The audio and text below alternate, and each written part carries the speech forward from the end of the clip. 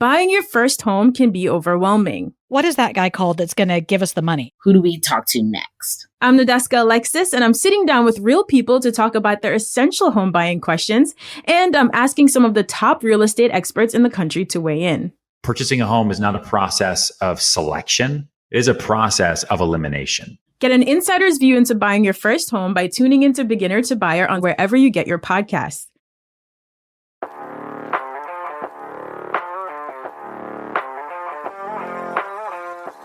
You're listening to the Cryptid Creatures Podcast with Todd and Brian.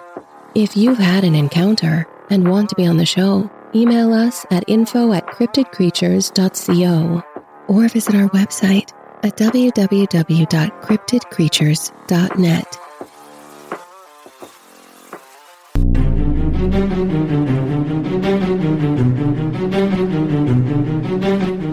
My granddaughter is probably 4 feet away from me.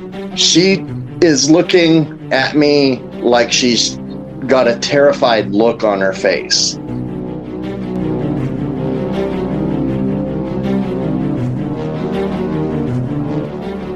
And then I grab my sidearm. I have no idea what it is, to be for certain. I have a good idea what it is.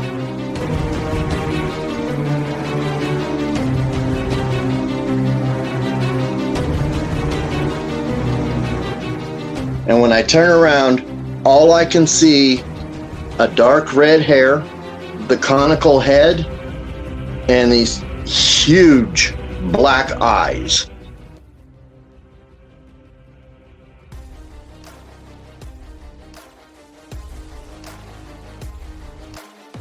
This is the Cryptid Creatures Podcast. I am Brian, and with me, as always, is my co-host Todd. What's up, buddy?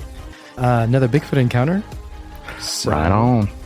His name is Shawn, and he's going to talk about what I believe him and his granddaughter ran into. So let's bring him on. Right on. Let's get him. How's it going, Shawn? I'm not the most technologically advanced person in the world. Hey, I'm not either. Don't worry about it. That's all right. At least you got it. You're here. Yes. Well, thanks for coming on and talking with us tonight. Absolutely. You had said that you had a couple Bigfoot counters. Is that right? 2. Okay. Where did those happen at? One happened in North Texas, up by Amarillo area. Okay. And one happened in Nebraska. Well, why don't you start off with the first one and explain to us your encounter? The first one was when I was probably between 5 and 6 years old, and I was with my mother. Okay. We lived on a farm in North Texas. My mother used to sit out on the porch and read her book by the light of the kitchen window coming through on the porch swing. How do I explain? You know how when lightning flashes, you can see things moving across? Yeah. Well, there was lightning flashing, and both my mother and I watched as something stepped over the fence into our hog pen, grabbed a large, full-grown boar, stepped out, and walked into the tree line. Now, my mother didn't say anything at the time, but when it was gone into the tree line, she looked at me and said, "It's time to go inside right now." And I've never seen my mother scared. She raised 9 children. Okay? Wow. Yeah. I have never seen my mother that scared. So what'd you guys do? We went inside, and my mother stood by the kitchen window and watched to make sure nothing ever came back again until my father got home, who was working a wrecker service in Texas at that time. I was young. I thought it was somebody coming and stealing one of our animals. And no, mom said, no, that was not a person. Just go inside. What was I supposed to do? How far away? How far it was away? probably 50 feet away from the house. Wow, that's close. Yeah, but the thing that stays with me is it just stepped over the fence. It didn't put its hand on the fence and then put its leg over. It just stepped over, grabbed the hog, and then stepped back over and walked away like nothing. And it's a full-grown hog. That's the first time you remember any interaction with this at your house? Yes. Okay. I'd wondered if your mom had ever had any thing to do with it. My father had, but I wasn't with him at the time. Did he tell you what happened? Yes. Oh. He was hooking up a semi on a wrecker, and it was going through this wooded area between McLean and Groom, Texas. And he said he could hear some grunting behind him. Now, in that part of Texas, there's not many bears. There's not many animals that would grunt. And my father told me, I'm just hooking up the truck and I'm leaving. I'm not even going to turn around. And it grunted twice more, and he could hear heavy footsteps walking away from him. Like he understood what he said. Exactly. And now my father was a huge believer in Bigfoot. He's the one that got me into it. My mother preferred to, not acknowledge it. It scared her so much that she didn't want to acknowledge it. Yeah, that's usually everybody's reaction, I think. Yes. Now, out in the woods after that, I never had any fear of it. We just kind of, if we heard things in the woods, Dad just said, okay, we move away from that area. And that's what we did. Being that young, I can imagine you really don't remember a lot of it.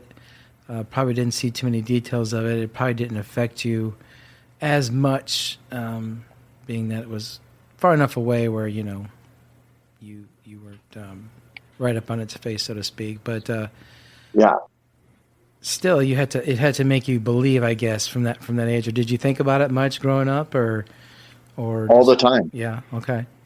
I from that point on, I read and studied everything I could find on Bigfoot. I watched the Patterson-Gimlin film. It was right shortly after that I even knew that there was a Patterson-Gimlin film. So what happened with your second encounter?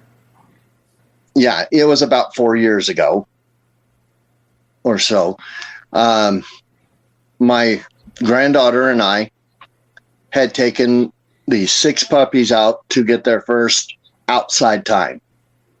Okay. Mm-hmm. We lived in a trailer park that borders a creek and then large fields and then fields on the other side. This one bothers me the most. All right, that's fine. Just take your time and just tell it how you want to tell it. We were out with these 6 puppies. My granddaughter is probably 4 feet away from me. And to the creek, it's probably 100 feet, 150 feet, somewhere in that area. She is looking at me like she's got a terrified look on her face. And when I turn around, all I can see is probably from here up. And it's a dark red hair, the conical head, and these huge black eyes. Now, we both wanted to go look and see what it was, but we weren't going to leave the babies out. So we have to get those 6 puppies, take them inside, and then I grab my sidearm. I have no idea what it is, to be for certain. I have a good idea what it is, but for certain, I didn't know. For protection, I grabbed the sidearm, and her and I walk the 100 feet to the creek bed. The bottom of this creek bed is 8 feet down from the level. And we were seeing probably from just above the nose up. So it's what, 9 feet tall, probably? It had to be. And when we were looking around where this shape was, we seen one footprint leading into the creek, and then one on the other side, and then it turned and left out of the area. And we were away from it, looking away from it for more than 5-10 minutes, just to take the babies inside and grab the sidearm. And it was gone. Left. Yes. But it was traveling north along this deep creek. And the only thing I can even think of is that it heard the puppies whimpering and whining and wanted to see what it was. Yeah, that would make sense. Mm-hmm. But after that, for about 3 months, my granddaughter would not go outside alone. How old is she? Or was she at the time? She was 12 years old at the time. And it scared her that much. Yeah, I was 12 years old. She wouldn't go outside even to catch the school bus by herself. She had to have either me or her grandmother with her. She just flat refused. Well, I probably would have too if I was that age and I saw that. I think I would too. Does she talk about it to you today at all? Well, her grandmother and I are divorced. Okay. And she lives with her grandmother.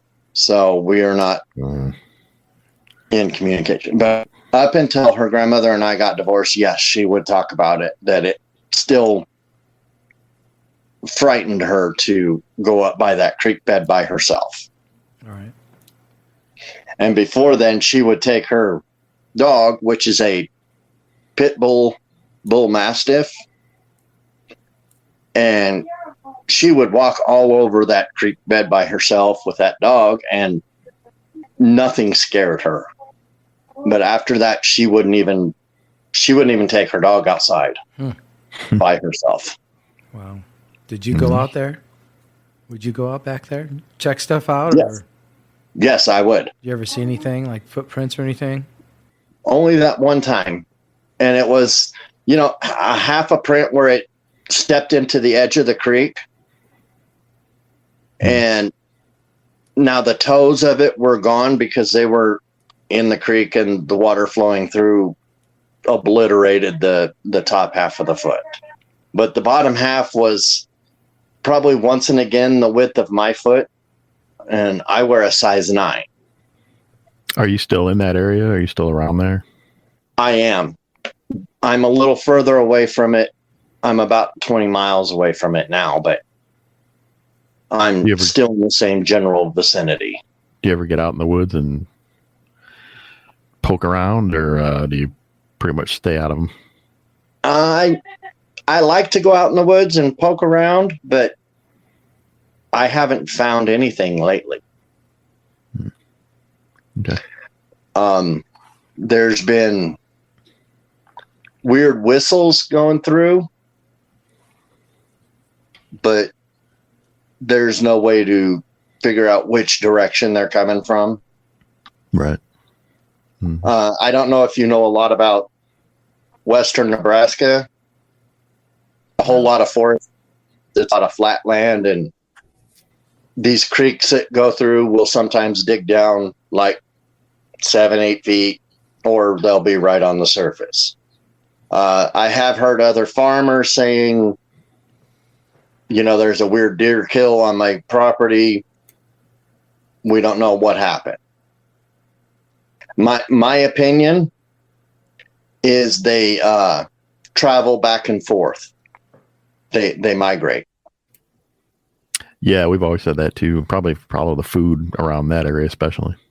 Yes, exactly. Also, like South Dakota is a real big hotspot for the Bigfoot community. Texas is a real big hotspot. We're right in the middle. They travel from cold to hot, hot to cold, Yep.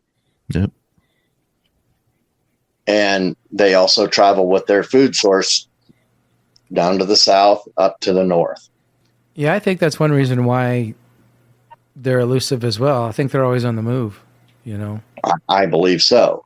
Mm-hmm. I don't think they've been down for much more than a couple of nights somewhere, and then they're on their way. So who knows how often the one that you saw had been through that area. Maybe it's his first time. Maybe it only comes through once a year. Who knows? Yeah, could have been. Runs all the time. But it's like I said, the weird whistles. I can't make them because they're too high pitched for me. Mm-hmm. Mm-hmm. And I'm barely able to whistle at all. So like someone's doing the 2-finger whistle and making it a really, really high pitched, and then one off another direction, and that's it. You'd hear one and then Another response. one. Yes. So yeah, they could just be signaling each other. Yeah. Communicating with each other. Mm-hmm. I think they travel. do a lot. Yeah. I think when they hear people talk about wood knocks, wood clacking, stones, whatever's clacking, whistles, roars, grunts, whatever they're doing, to try to also let the others know around where they're at, because I think they kind of split up and kind of venture their own way a little bit as they travel, whatever direction they're traveling, to help maybe round up deer or whatever along the way. But or to tell people, or to tell the others to stay out of the area because there's person or something, some kind of danger. Yeah.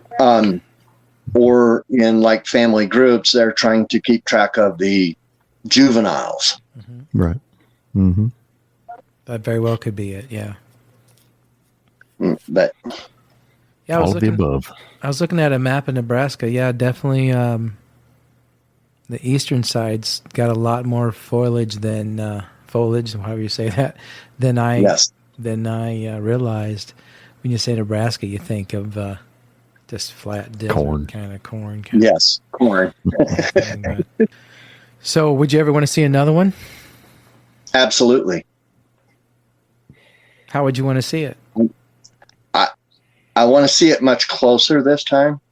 Okay. I'm terrified to see it closer, but I want to see it. And we don't normally get that response. No.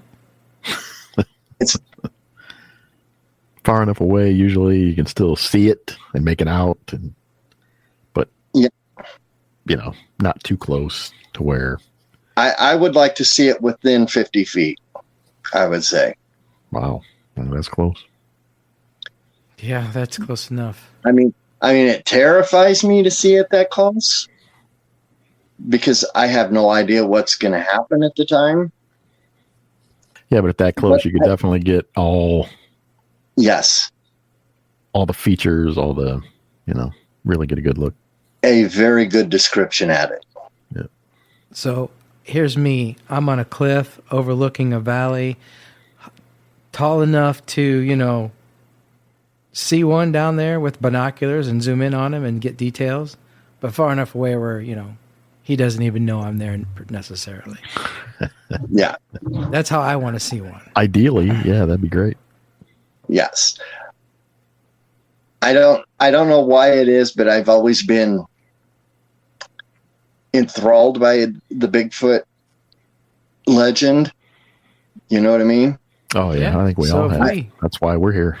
I want to learn more, see more, and therefore, yes, I'm scared, but I'm still going to go try it out. I still want to go see it. I want to figure out what it is. Yep. That's what we all do. What are your thoughts on what it might be, Shawn? It is a descendant of like the Gigantopithecus. As the Homo sapien developed, the Bigfoot developed along the similar lines as from the Gigantopithecus. But that's just my thoughts. Okay. Right. Yeah, that's all right. That's all we all have right now is just opinion. That's right. You know, nobody really knows for sure. I have watched like some of the documentaries on it where in, I think it's Utah, they found the caves with those huge sandals that would fit. Yeah, the giants. Yeah. Yeah. I'm not sure on that. I haven't seen them, so therefore I can't make an opinion on that. Yeah, some of those documentaries you got to be careful of, but there's some really good ones out there. Yes. One of my favorite people to read and listen to is Dr. Meldrum. Yeah, he's one of ours too. Yeah. Mm-hmm. And how he says he can detect if it's a real footprint or something that someone, posted with the cutouts. Yeah, I mean that's what he does. He knows a fake one from a real one.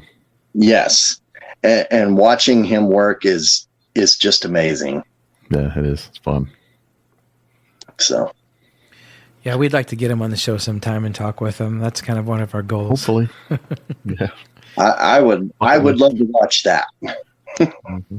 Yep, for sure. I think if anyone who was in the Bigfoot world knew enough about anything really, stumbled upon some evidence, I think he'd be the first person everyone would contact or should contact anyway. Oh, yeah. Yeah, he'd be the first on my list. Mm-hmm. I know that now there's some shows out there that I'm not real fond of, like the Alaskan Killer Bigfoot.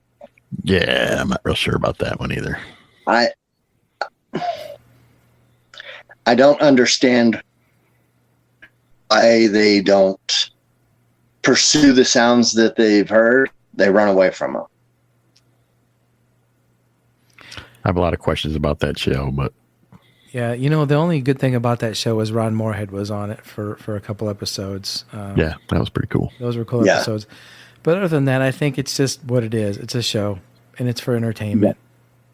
Yeah. And I think that's what they're pulling on more so than really getting into this background of the Alaskan Killer Bigfoot and that island or whatever that they're on, the history of what happened there. So, unfortunately, it's one of those kind of shows. You got those. But you're right. There's a lot of good documentaries out there. Yeah.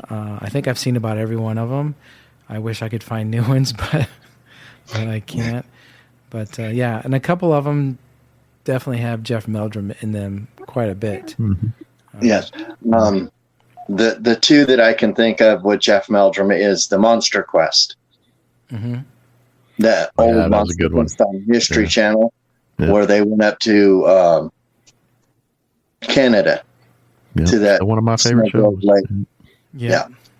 Monster Quest. We had Doug Hychek, the producer, creator-producer of that show on. He was on too. Yeah. Oh, really? He's into a lot of stuff. Yeah. Yeah, check out that episode if you get a chance. That was a good one. Mm-hmm. I would love to.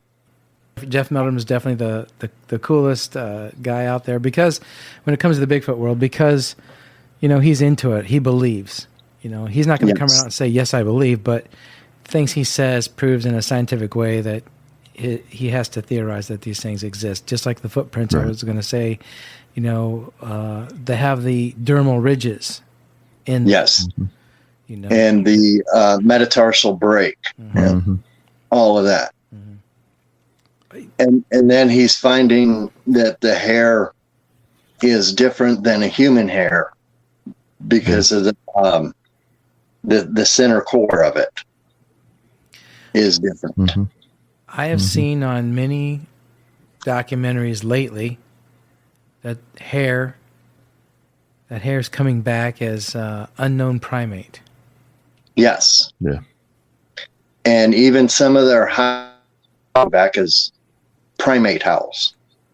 Who's to say? I don't think that they'll ever say Bigfoot's real, even though people will know. Yes. But they would have done it by now. If they were going to do it, they would have done it by now. I definitely think the government knows about him, and I definitely think they're not telling people. I believe that too. I believe the government knows a lot of stuff, and they don't tell us. So. And they don't tell us. Right. Well, man, we appreciate you coming on and talking about your encounters with us, Shawn. Yeah, no kidding. That was cool. Absolutely. Thank you very much for having me. Yeah. You be safe out there. Anytime.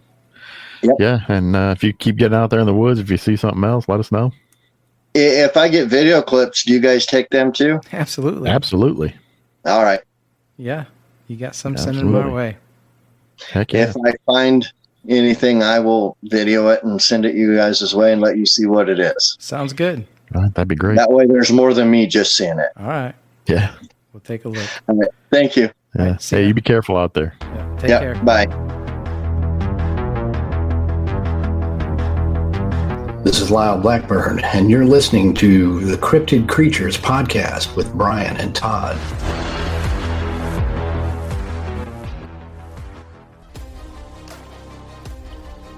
Yeah, I definitely would have been pretty terrified. I don't blame his granddaughter for being scared.